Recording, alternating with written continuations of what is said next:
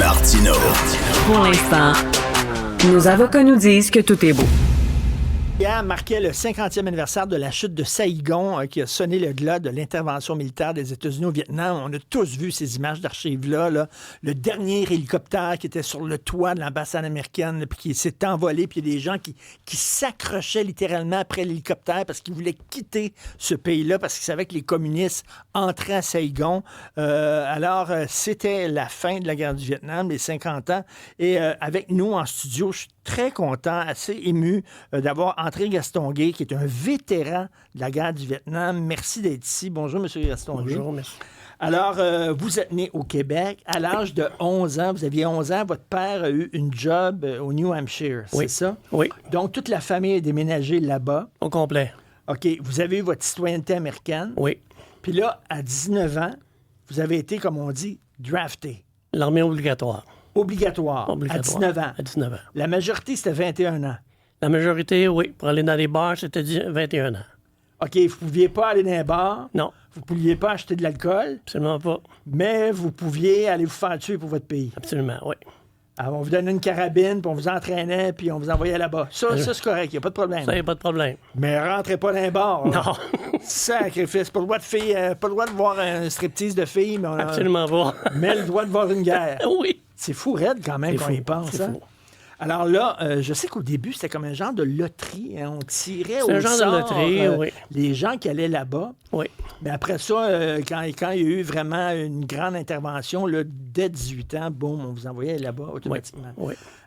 Moi, j'aurais la chienne en tabarnouche d'être drafté pour une guerre, là.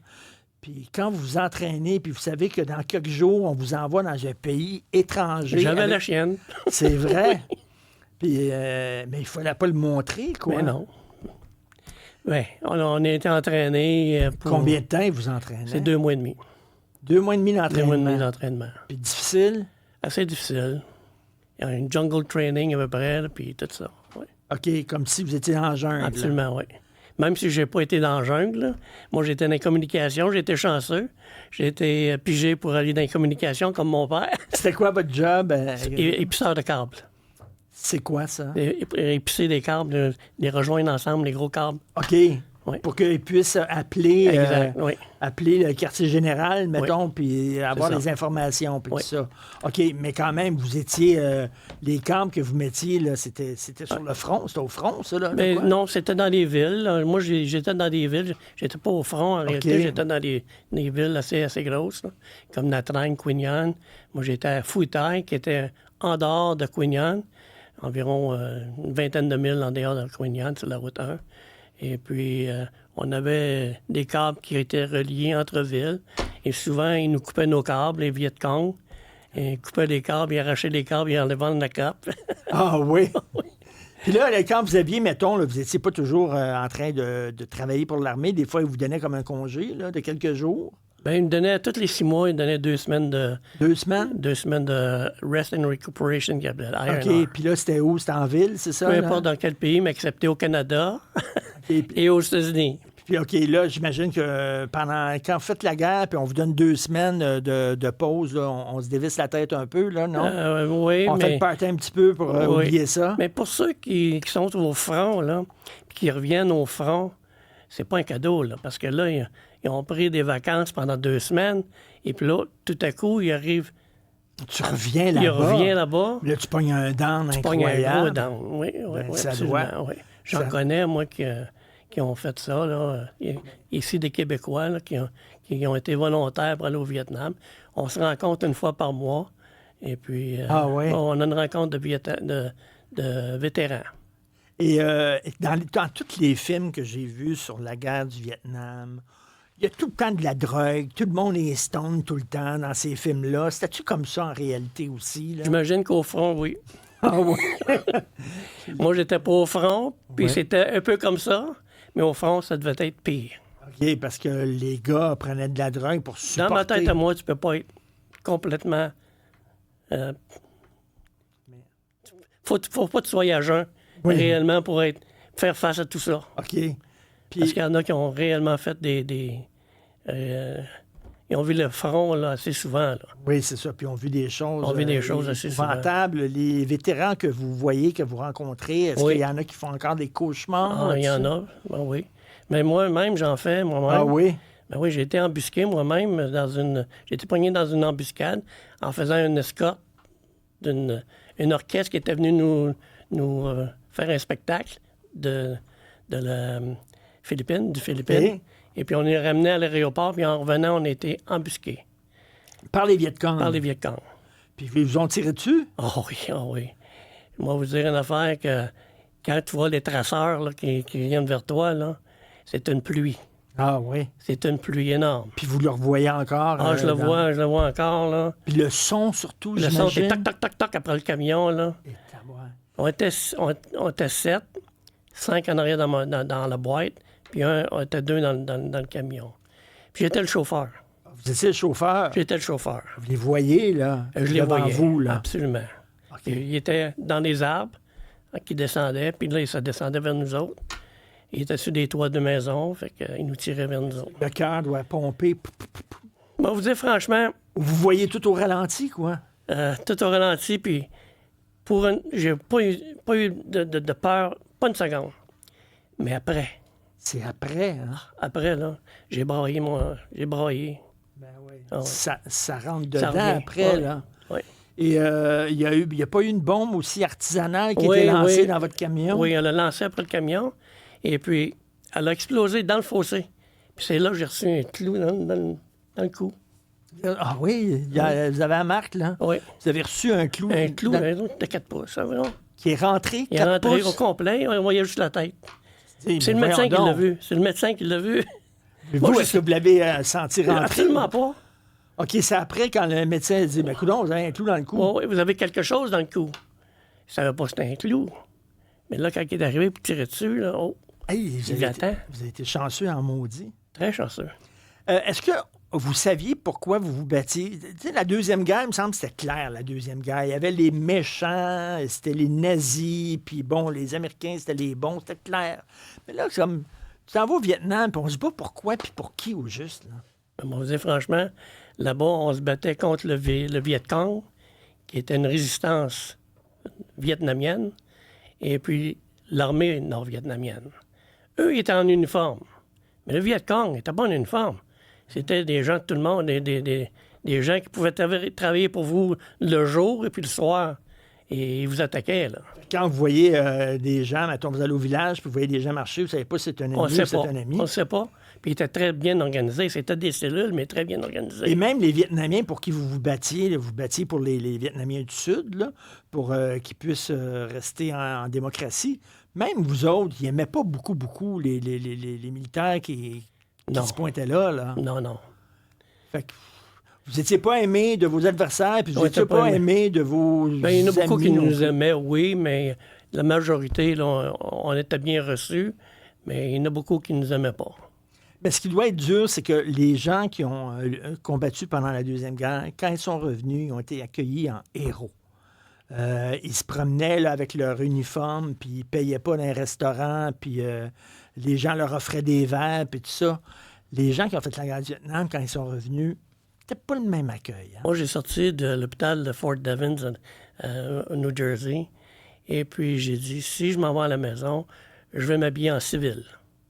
Parce que je ne voulais pas m'en aller habillé en militaire. Parce que dans ce temps-là, il y avait tellement de protestations que je ne savais pas où j'étais pour me rendre, parce que je m'en allais chez moi en autobus.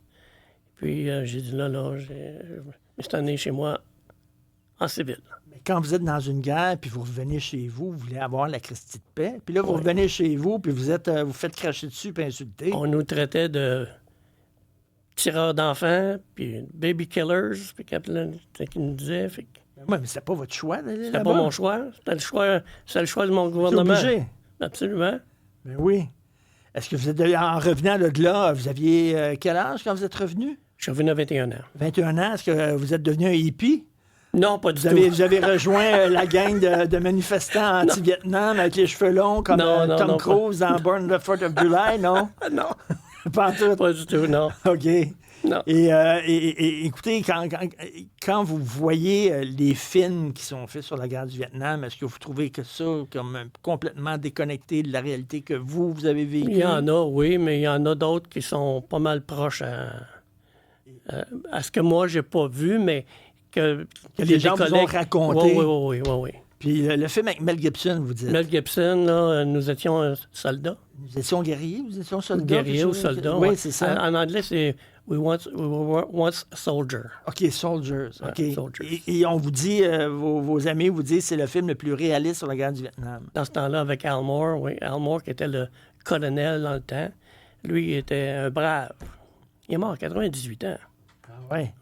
OK, puis vous faites encore, est-ce que vous avez eu ce qu'on appelle le stress post-traumatique? Là? Absolument, oui. On ne connaissait pas ça à cette époque-là. On l'a découvert ça pas mal plus tard. Oui.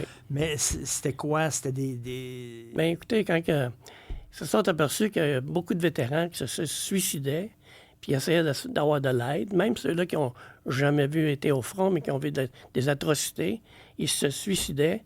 Puis là... Ils ne reconnaissaient pas le PTSD là, comme tel. Ben non. Et puis, ça a pris pas mal de temps aux États-Unis avant qu'ils reconnaissent ça. Je pense que c'était dans les années 85-90. Pas loin de là, ils ont commencé à reconnaître. Puis là, ils ont commencé à les traiter, puis tout ça. Mais c'est épouvantable la façon dont on a accueilli les gens qui revenaient de la guerre du Vietnam, alors que vous aviez besoin, au contraire, on a besoin de réconfort, puis tout ça. Puis là, vous revenez, puis c'est comme... C'est une autre guerre, là, peut-être moins dangereuse, mais... Rien que ça. On nous avait promis du travail. Nous étions les premiers au choix pour le travail. C'était faux? Moi, ça m'a pris 3 ans pour trouver une job dans mon domaine, puis je l'ai trouvé au Canada. Ben là, quand vous disiez, moi, mais j'ai servi mon pays, ouais. Moi, là, il me semble que... J'ai fait plein d'applications dans les compagnies de téléphone, parce que j'étais dans la communication, puis j'ai jamais eu d'appel. Parce que c'était la guerre du Vietnam. Oui. Puis c'était mal vu. C'était mal vu. Puis là, je m'en viens au Canada en vacances. Une de mes tantes a dit « Hey, là, le Canada, il engage. » Ah oui. Je m'en vais là, il m'engage tout de suite.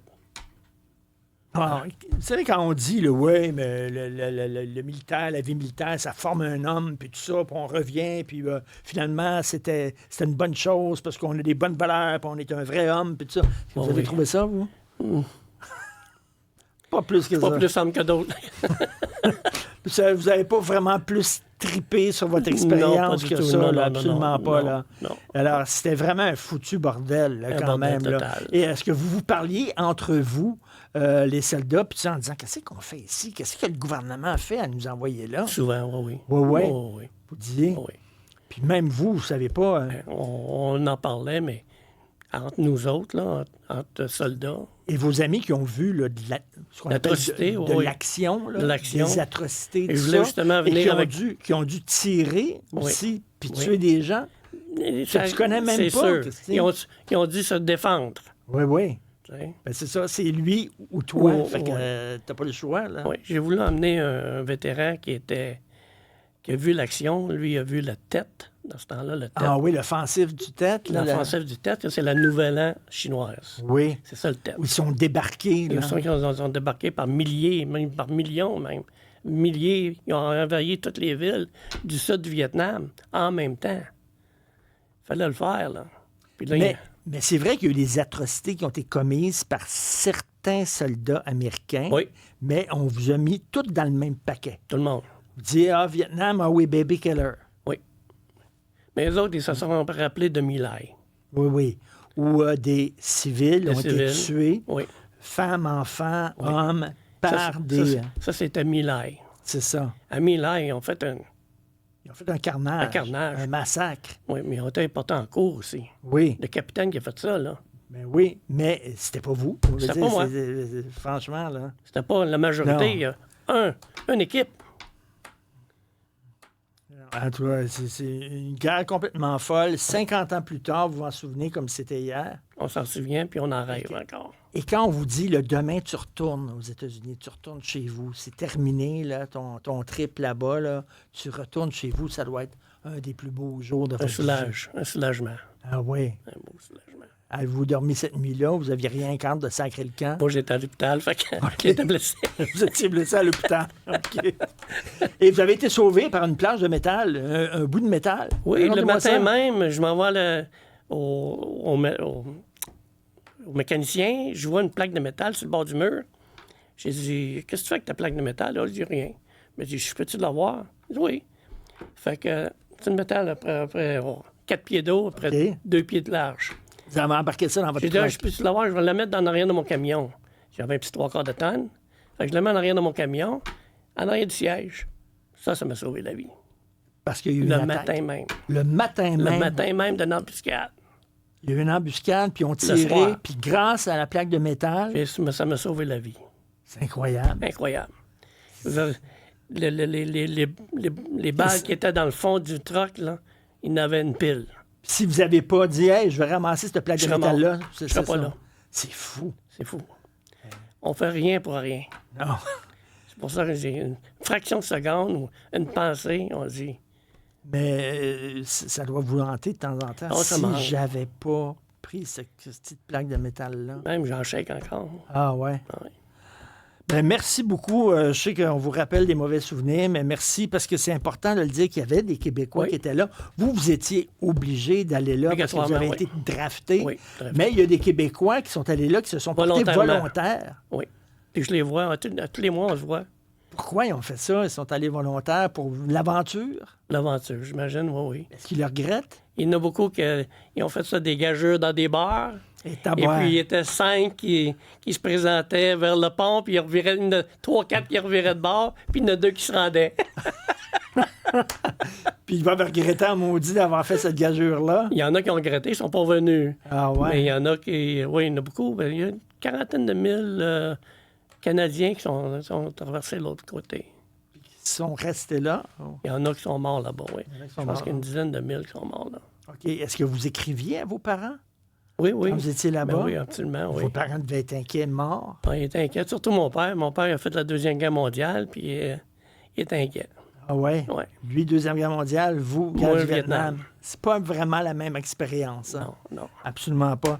André Gastonguay, vétéran du Vietnam, merci beaucoup. Puis saluez votre gang de chums quand vous les voyez la prochaine Merci. fois. Merci beaucoup. Merci.